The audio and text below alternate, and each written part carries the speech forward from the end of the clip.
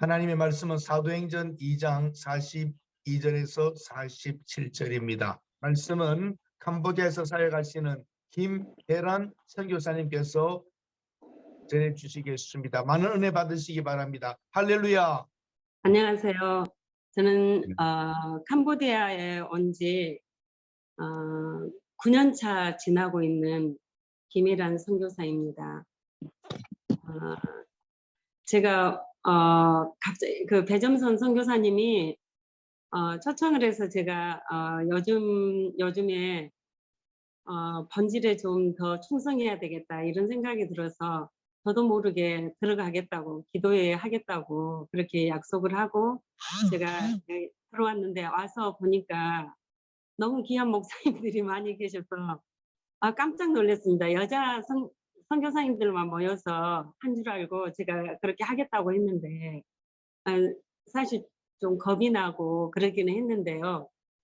귀한 선배 선교사님들 앞에서 그냥 작은 나눔이지만 제가 편하게 나눔을 하도록 하겠습니다. 저는 예수님이 전혀 알 수 없는 복음에 노출되지 않는 그런 가정에서 태어났고 또 자랐습니다. 그런 중에 고등학교 2학년 때쯤인 것 같아요. 그때 제게 인생에 큰 질문이 던져졌습니다. 이렇게 아침 새벽부터 가서 밤 12시까지 그렇게 공부를 하고 그렇게 해서 좋은 대학 가고 또 좋은 직장에 들어가고 또 돈을 벌고 좋은 데 시집가고 그렇게 산다면 이제 모든 사람들이 다 그런 목적을 가지고 그렇게 사는데 그렇게 해서 어쩌겠다는 거지? 이런 의문이 생기기 시작했습니다. 왜 그렇게 살아야 되지 하는 그런 고민이 많이 되어지면서 해답을 얻지 못한 채 그냥 또 대학을 가게 됐습니다. 근데 저는 그 답이 해결이 되지 않았기 때문에 다 기쁘게 정말 신나게 대학 생활을 이렇게 해야 되는 그 순간에도 저는 굉장히 좀 어두움을 가지고 있었습니다. 그게 해결이 안 되니까 왜 어쩌겠다는 거지 하는 인생에 그 해결이 안 되니까 고민을 하고 있을 때 CCC라는 그 선교단체에서 사역률을 가지고 복음을 전하러 저한테 왔습니다. 그래서 자매님 잠깐 시간을 좀 내줄 수 있겠냐고 해서 제가 시간을 그렇게 하겠다고 하고 이제 앉았는데 첫 질문이 하나님은 당신을 사랑하십니다. 이 말씀을 그걸 읽는데 왜 제가 울었는지 저도 잘 모르겠어요. 하나님이 나를 사랑하신다는 이 말씀에 제가 많이 울었습니다.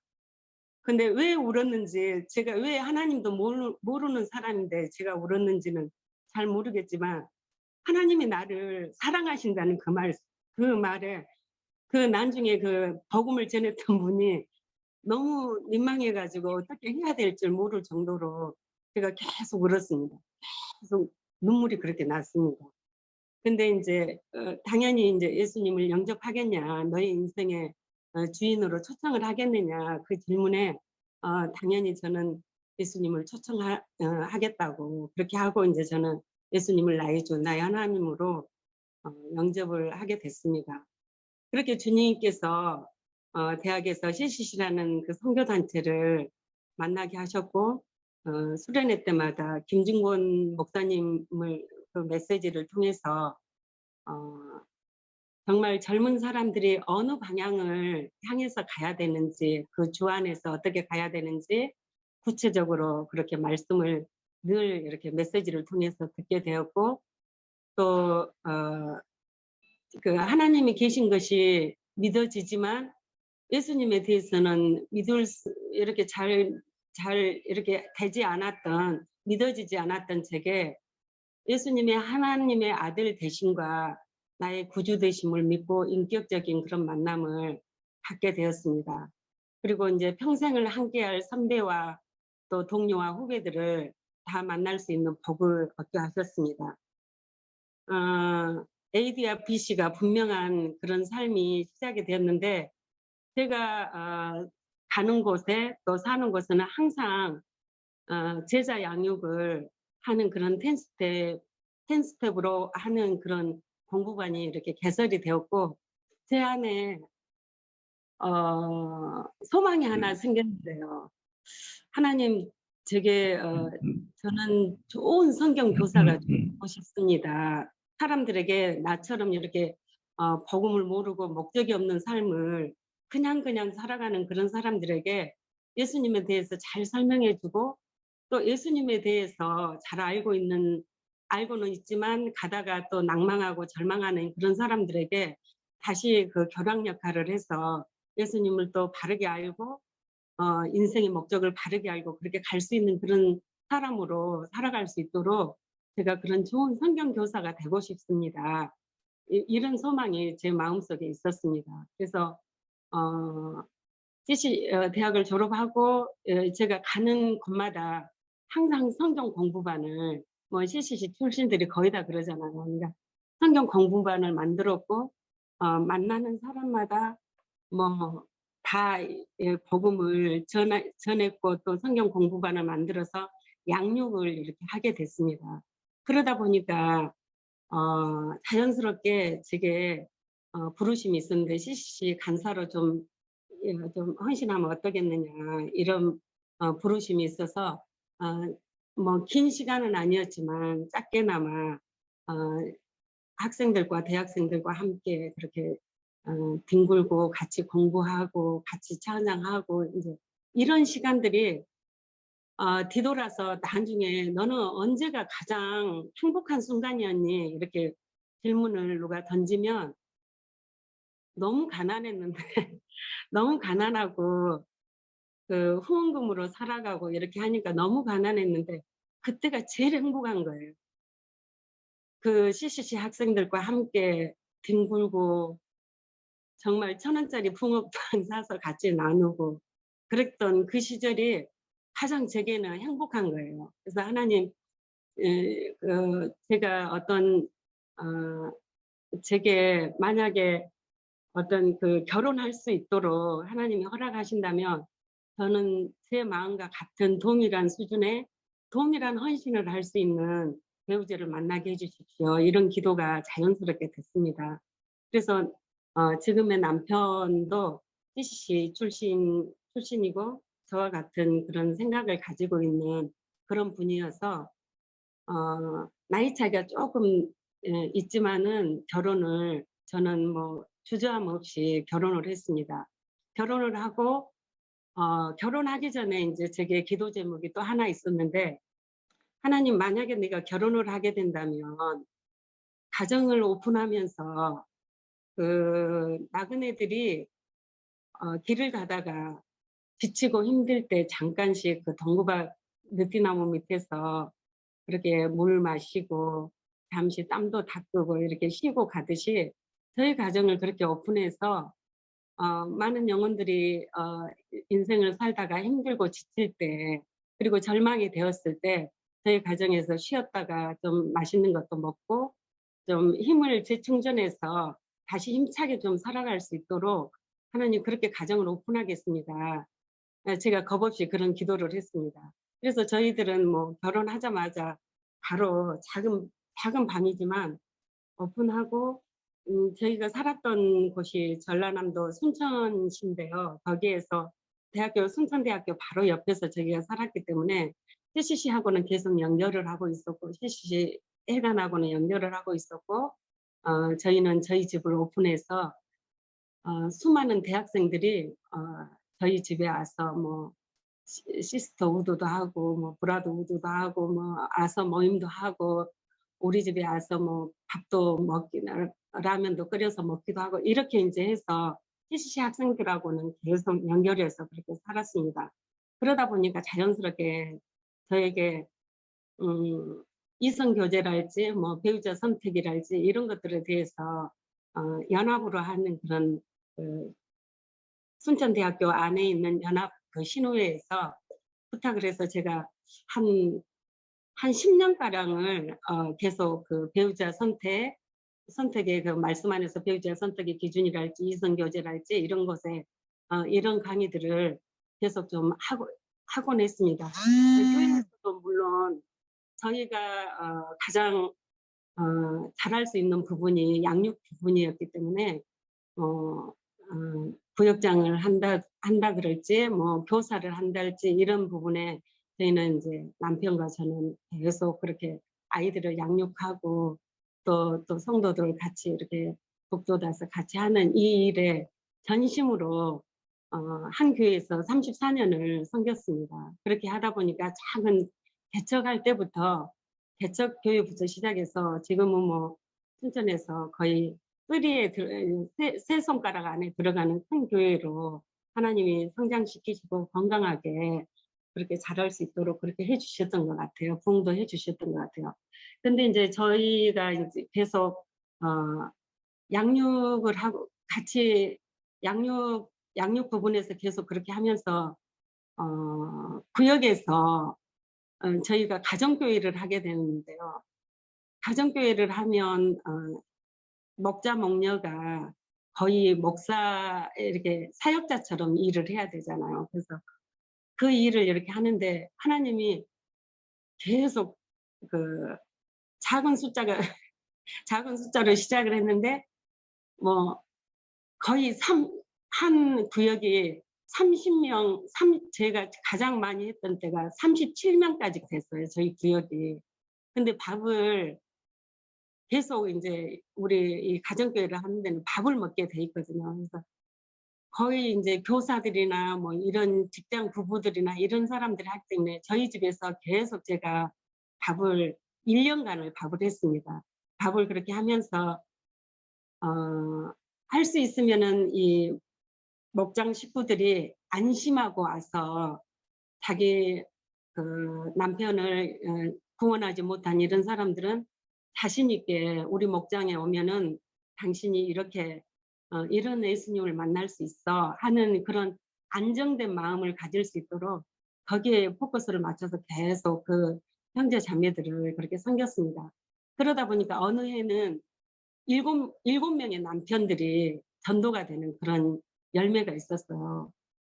부인들이 우리 목장에 데리고 가면 우리 목자와 목녀가 정말 잘 인도해 줄 거라는 그런 확신이 들어지니까 과감하게 남편들을 데리고 와서 예수님을 영접시키는 그런 과정들을 경험하게 만들었고 또 고등부에서도 교사를 남편이 부장을 하고 제가 교사를 했는데 계속 배가를 할 수 있는 그런 고등부를 수준별로 계속 이렇게 섬겨주고 그렇게 하니까 믿음의 수준별로 섬겨주니까 배가가 되는 그런 기쁨들을 계속 누리게 하셨습니다. 그래서 한국에서의 삶은 거의 고생 뭐 이렇게 수고도 육체적으로 수고는 했지만 영적으로 열매를 맛보는 그런 서로 행복한 그런 신앙생활을 하고 그런 신앙생활을 했습니다. 서로 또 인정도 해주고 알아주기도 하고 이런 생활을 하다가 제 안에 늘 이제 생각이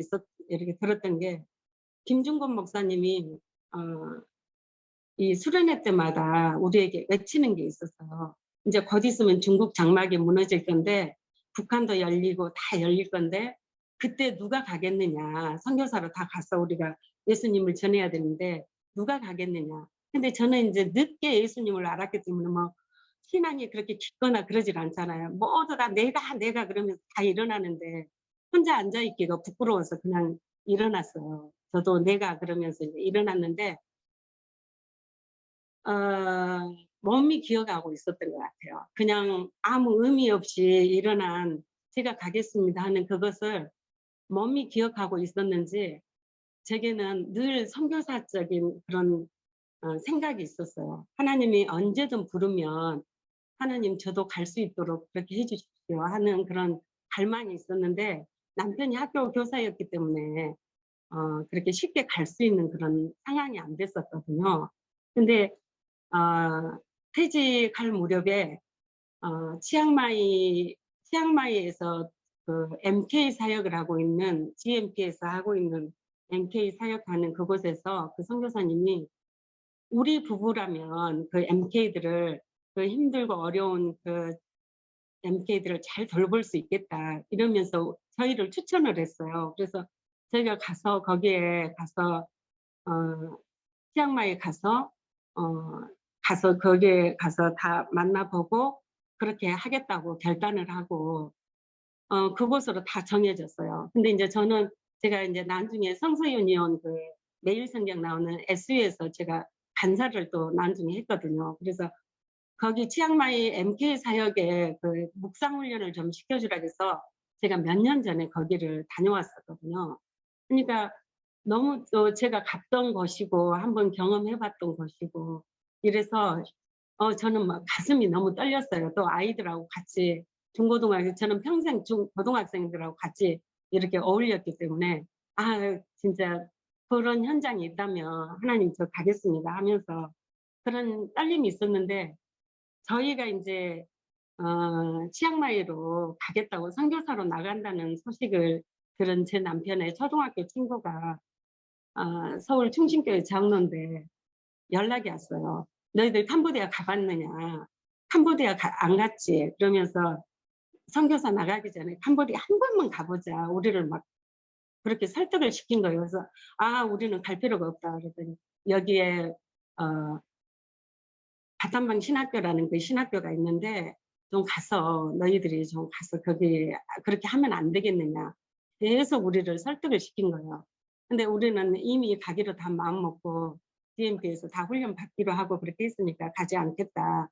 그러고 했는데 "앙코르와트 가 봤느냐?" "안 가 봤다." 그랬더니 "앙코르와트 한번 여행 삼아서 한번 가 보자. 내가 비행기값 다 대줄 테니까 한번 가 보자." 그렇게 저희를 설득을 해서 저희가 캄보디아를 오게 됐어요, 그 어간에.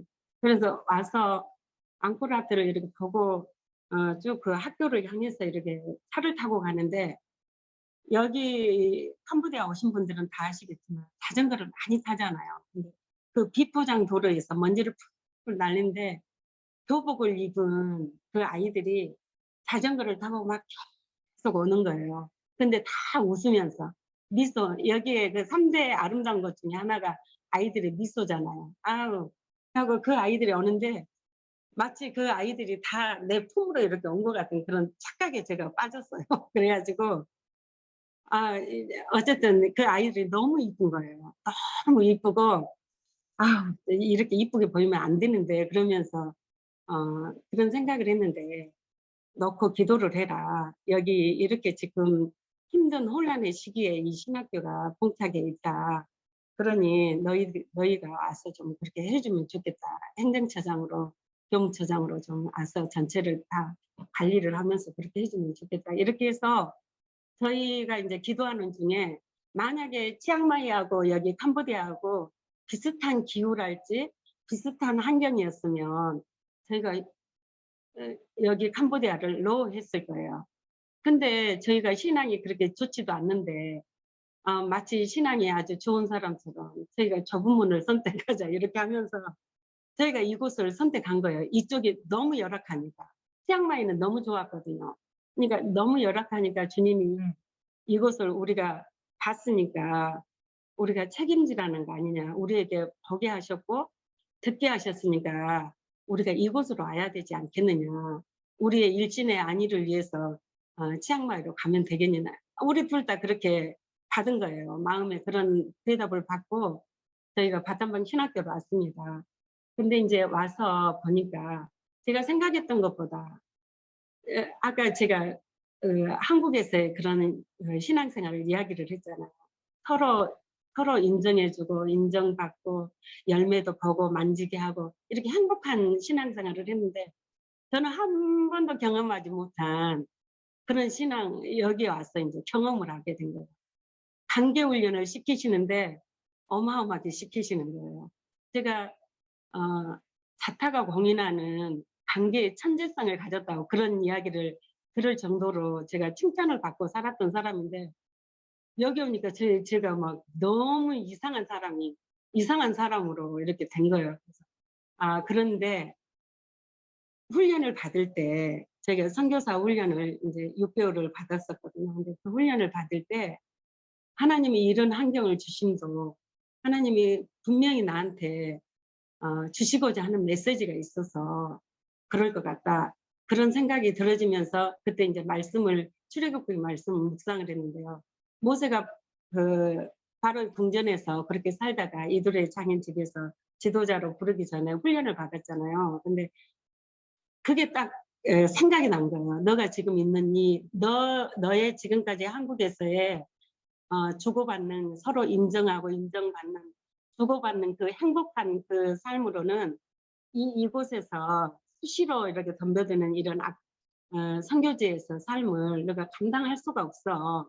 그러니까 내가 먼저 이 바담방 신학교에 집어넣어서 너를 이렇게 훈련시키는 거야. 이런 말씀으로 제가 받게 됐어요. 그러면서 잘 이제 견디고 하나님이 힘을 주셔서 견디고 정리가 다 된 다음에 제가 한국에서 양육을 학생들을 얼마나 많이 가르쳤는데 딱 보면 아시잖아요. 다 스킬은 있는데 통역을 통해서 해야 되니까 도무지 이게 진짜 안 되는 거예요. 언어를 하지 않고는 이거는 진짜 말도 안 된다는 생각이 들어졌어요. 저희가 언어를 원래는 2년 하기로 했는데 하도 이 학교가 어렵다 그래서 통역이 3명이나 있으니까 바로 저희가 투입이 됐거든요. 그래서 이거 아니구나. 1년 6개월을 저희가 그곳에서 근무를 사임을 하고 이제 어느 정도 안정이 되니까 저희가 그 신학교에 있는 동안에는 정말 입이 있어도 마치 말을 할 줄 모르는 사람처럼 눈으로 봤어도 마치 그 사건을 하나도 안 보는 사람처럼 귀가 있어도 제가 들을 줄 모르는 사람처럼 1년 6개월을 기도하면서 인내하게 그렇게 만드셨어요. 그래서 하나님이 결국에는 저를 훈련시키심으로 제가 받아들이면서 잘 이렇게 하나님이 힘을 주셔서 견뎌내고 언어를 해야 되겠다. 아무리 나이가 많아도 언어를 하지 않고는 안 되겠다 해서 제가 푸놈펜으로 왔습니다. 그래서 푸놈펜에 와서 앙립대학교에서 언어를 2년간을 언어를 했습니다. 그렇게 하는 과정 중에 하나님이 교회를 지금 섬기고 있는 땅뽕스푸주라는 롤렘 찌레이의 교회를 저희가 헌당을 하게 됐습니다. 이렇게 교회를 세우고 아이들과 지금 하고 있는데요. 아이들과 교인들과 하고 있는데 최근에 들어서 한 코로나 되기 전에 그러니까 지금 여기에서는 5년 차 되고 있습니다. 교회를 섬긴 지 5년 차 되고 있는데 제 남편에게 제가 이렇게 고백을 했어요. 여보, 내가 진짜 행복하다고, 진짜 행복하다고. 그 전에는 행복 안 했냐고 저한테 묻더라고요. 그 전에도 뭐 감사하고 그랬지만 제 영혼이 행복한 것은 지금인 것 같다고 제가 그렇게 고백을 남편한테 했습니다.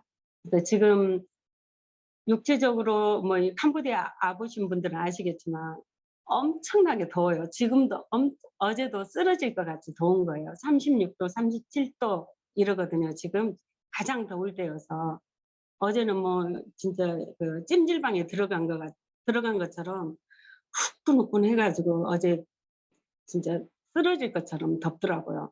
근데 그런 육체적인 이런 것들이 아무 문제가 되지 않는 거예요. 이런 그 마을을 신방을 하고 영혼들을 또 이렇게 만나고 아이들과 같이 성경 공부하고 또 아이들을 이렇게 그 부족함을 같이 이렇게 채워주면서 아무리 이방인이지만 지금 대선배님들이 다 계시지만 하나님의 진짜 창조물이구나. 형상을 닮은 아버지, 우리 아버지의 형상을 닮은 우리 형제구나. 이런 것들을 제가 많이 느낍니다. 그래서 지금 예배를 드리고 방과후 학교를 저희가 이제 월요일부터 금요일까지는 방과후 학교를 하고 있고 또 토요일 주일은 마을 신방을 이렇게 가면서 마을에서 사람들 같이 만나고 또 마을 이렇게 어른들도 찾아다니고 이렇게 하면서 정말 작은 도구로 저희는 뭐 크게 하고 싶은 생각도 일도 없고요. 한 영혼이 너무 중요하니까 그 한 영혼이 내가 그렇게 구원받았던 것처럼, 그리고 내가 그 주님 앞에서 이렇게 행복한 것처럼 한 영혼 한 영혼 이 캄보디아 사람들이 가난하고 힘들고 어렵지만 그 사슬에서 벗어나서 예수님 때문에 행복한 사람이 될 수 있도록 돕는 그런 자로 저희가 서갈 수 있다면, 얼마나 그 작은 도구를 사용할 수 있다면 이보다 더 기쁜 일이 없겠다 싶은 생각이 들어지고요. 남편이 70이 넘었어요. 제가 10살 차이가 나거든요. 저 70이 넘어서 이제 교회에서도 후원을 끊겠다. 인제 "그만 얼른 들어와라. 너무 힘들게 그렇게 하고 있지 말고 들어와라." 이렇게 하는데 어 이런 생각이 좀 많이 들어졌어요. 그러다 보니까 '하나님이 지금 멈추시라 하는 건가?' 이렇게 생각이 들어지면서 약간 '이 정도로 하고 가지.' 이런 생각이 그 코로나 그 팬데믹이 하기 전에 약간 그런 생각이 들었었어요. 근데 다시 말씀을 보면서 깨달아지는 게, 오늘까지 가고 내일 가더라도 아이들에게 너가 복음을 심어주고 가야 되지 않겠느냐. 예수님이 어떤 분인지를 말이 다 되지 않더라도 예수님이 어떤 분인지, 그래야 그 애들이 그 예수님을 붙들고 가지 않겠느냐. 이런 마음이 성령께서 제게 이렇게 아주 강하게 와서 제가 다시 재정비하면서 "주님 그러겠습니다. 제가 오늘까지 하고 내일 그만 멈춰." 하고 그러고 하더라도 하나님, 제가 다시 본질을 잡고 이 기도하는 일과 말씀을 전하는 일과 이 아이들에게 이 예수 생명을 심어주는 일을 제가 놓치지 않고 하겠습니다 하는 그런 결단을 막 하고 있을 무렵이었는데, 우리 배 선교사님이 저한테 콜을 한 거예요. 기도에 이런 게 있는데 이렇게 하지 그러니까 제가 주저함없이 저 여기는 새벽 4 시거든요. 한국 6 시면 여기 새벽 4 시인데 "하나님 저 기도하겠습니다. 기도하고 준비하겠습니다." 그러고 인제 순종을 했고요. 그래서 들어와서 보니까 너무 귀한 분들을 이렇게 보게 되니까, 너무 만나게 되니까 너무 감사하고요. 기도의 동역자를 얻은 것 같아서 너무 감사하고, 또 와서 보니까 거의 뭐 30 몇 년, 뭐 20 몇 년 다 그러신 분들이 계시더라고요. 내 선배님들을 그 앞서서 걸어가시고 얼마나 수많은 그런 생각을, 그전에 나도 후원을 이것저것 많이 이렇게 했었는데, 평신도일 때 저희가 평신도 사역자 장로 권사 출신이거든요. 근데 그렇게 선교사님들의 아픔과 이런 것들을 깊이 체휼하지는 못했어요. 근데 제가 선교사로 나오니까 그 선교사님들의 눈물을 제가 알겠는 거예요, 겪을 때마다. 그리고 또 아이들이 배신하고 갔을 때, 성도들이 배신하고 갔을 때 그 아픔이랄지 이런 것들을 제가 너무 이렇게 마음으로 체휼이 된 거예요. 그래서 그전부터 인제 계속 세계 선교지에 이렇게 흩어져 있는 그 선교사님들을 위한 기도가 꼭 들어가거든요. 그래서 그 기도를 하게 됐는데, 지금 이 기도회를 만나게 돼서 너무 감사하고 제게는 영광인 것 같습니다. 그리고 앞으로 잘 듣고 같이 또 동역하면서 그렇게 하겠습니다. 이만 마치도록 하겠습니다.